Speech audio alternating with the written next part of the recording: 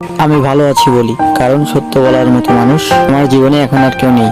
আমি হাসি, কারণ কাঁদলে যাকে বলতাম সে তো এখন অন্য কারোর গল্পের অংশ। আমি বলি সব ঠিক আছে, কিন্তু প্রতিদিন ঘুমাতে যাওয়ার আগে একটা প্রশ্ন বুকের মধ্যে ছুরি হয়ে ঢোকে, আমি আসলে কেমন আছি? আমি আগের মতো আর ফোন হাতে বসে থাকি না, কারণ যাদের জন্য অপেক্ষা করতাম তারা এখন উত্তর না দিয়েও বাঁচতে শিখে গেছে।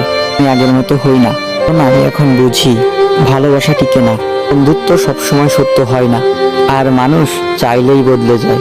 আমি ভালো আছি বলি, কারণ ক্লান্ত হয়ে গেছি বুঝতে চেয়ে ভেতরে ভেতরে আমি মরতেছি। তুই যদি এখন চিৎকার করে বলিস আমি ভালো নেই, তাহলে লোকে বলবে আর কত নাটক করবি রে ভাই। এই সমাজে তোর কান্নার গল্প শুনতে কেউ আসবে না। এই সমাজে তোর কষ্টের গল্প মানে ড্রামা।